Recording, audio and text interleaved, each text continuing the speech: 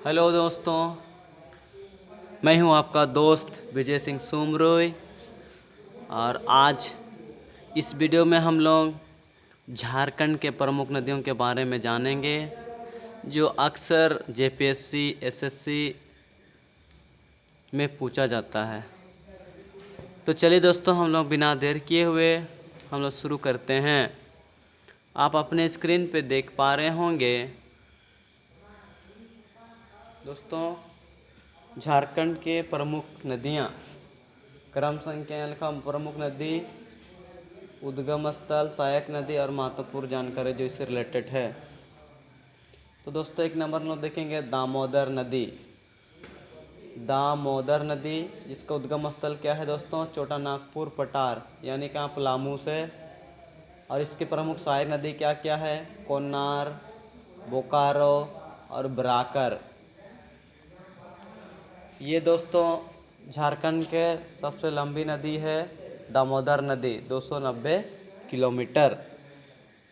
ये हो गया दोस्तों। क्वेश्चन पूछा जाता है कि दामोदर नदी कहाँ से निकलती है, तो आंसर क्या होगा? छोटा नागपुर पटार।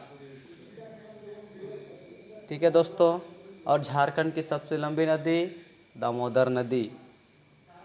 चलिए नेक्स्ट देखते हैं दोस्तों, सोन नदी। सोन नदी को किन किन नामों से जाना जाता है? सोनभद्र और हिरनवा, इस नाम से भी जाना जाता है। इसका उद्गम स्थल कहाँ है दोस्तों सोन नदी का? अमरकंटक पठार, यानी इसको मैकाल पर्वत भी बोलते हैं। सोन नदी अमरकंटक की पहाड़ी से, मैकाल पर्वत से। इसकी सहायक नदियाँ क्या क्या है? उत्तरी कोयल। ठीक है दोस्तों, इसकी कुल लंबाई कितना है अपने किलो? 780 किलोमीटर है। लेकिन झारखंड में कितना किलोमीटर? 45 किलोमीटर तक बाती है। ठीक है दोस्तों, नेक्स्ट है स्वर्णरेखा नदी। स्वर्णरेखा नदी ये कहाँ से निकलती है? छोटा नागपुर पटार। अगर एग्जैक्ट लोकेशन बोला जाए तो नगड़ी गांव। ठीक है दोस्तों, इसकी सहायक नदियाँ क्या क्या है? राड़ू, कांची, करकाई। स्वर्णरेखा नदी के किनारे दोस्तों टाटानगर यानी जमशेदपुर बसा हुआ है। इसमें और एक क्वेश्चन पूछा जाता है कि कौन सी नदियां स्वतंत्र रूप से समुद्र में गिरती है? तो कौन सी नदी होगा? स्वर्णरेखा। अगर स्वतंत्र रूप से बहती है बोला जाए तो ये किसी से मिलता नहीं है। ठीक है दोस्तों, तो ये क्या है? स्वर्णरेखा नदी। चलिए दोस्तों आगे बढ़ते हैं। ब्राकर नदी। ठीक है दोस्तों, ब्राकर नदी, इसका उद्गम स्थल है छोटा नागपुर पटार। चलिए दोस्तों, इसका सहायक नदियां जो है छोटा छोटा है, इसलिए इसको मेंशन नहीं किया गया है। ठीक है दोस्तों, इसका महत्वपूर्ण जानकारी में देखते हैं। ये क्या बौद्ध एवं जैन ग्रंथों में उल्लेख है? कौन सी नदियाँ? ब्राकर नदियाँ। और इसी ब्राकर नदियों में ही कौन से डैम है? मैतन बांध बना हुआ है। नेक्स्ट देखते हैं दोस्तों, उत्तरी कोयल नदी। उत्तरी कोयल नदी उद्गम स्थल का रांची के पठार से।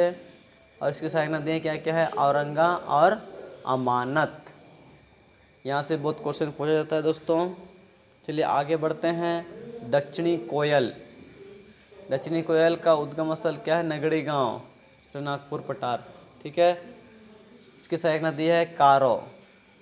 इसी कारो पर क्या है दोस्तों? कोयला एंड कारो, कोयल कारो परियोजना संबंधित है। चलिए दोस्तों नेक्स्ट आगे बढ़ते हैं। चलिए दोस्तों आगे बढ़ते हैं। अब देखेंगे फाल्गु नदी। ठीक है दोस्तों, फाल्गु नदी को क्या क्या नाम से पुकारा जाता है? निरंजना और लीलाजन। फाल्गु नदी को निरंजना और लीलाजन भी बोलते हैं। इसका उद्गम स्थल कहाँ है दोस्तों? छोटा नागपुर पटार। इसकी सहायक नदी क्या है? मोहाने नदी। दोस्तों यहाँ पे क्या है? पिंडदान।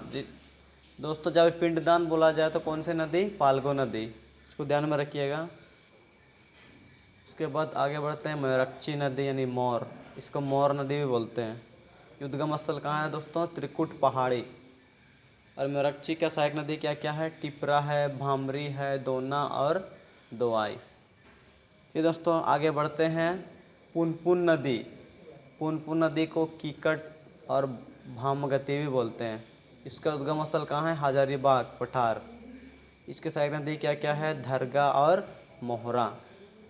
चलिए दोस्तों आगे बढ़ते हैं। ब्राह्मणी नदी, इसका उद्गम स्थल कहाँ है? दुधवा पहाड़ी। और ब्रह्म नदी का सहायक नदी क्या है? गुमरो और एरो। ठीक है, उसके बाद नेक्स्ट है अजय नदी। इसका उद्गम स्थल क्या है दोस्तों? मुंगेर। और इसके सहायक नदी क्या क्या है? पत्रो, जयंतिया।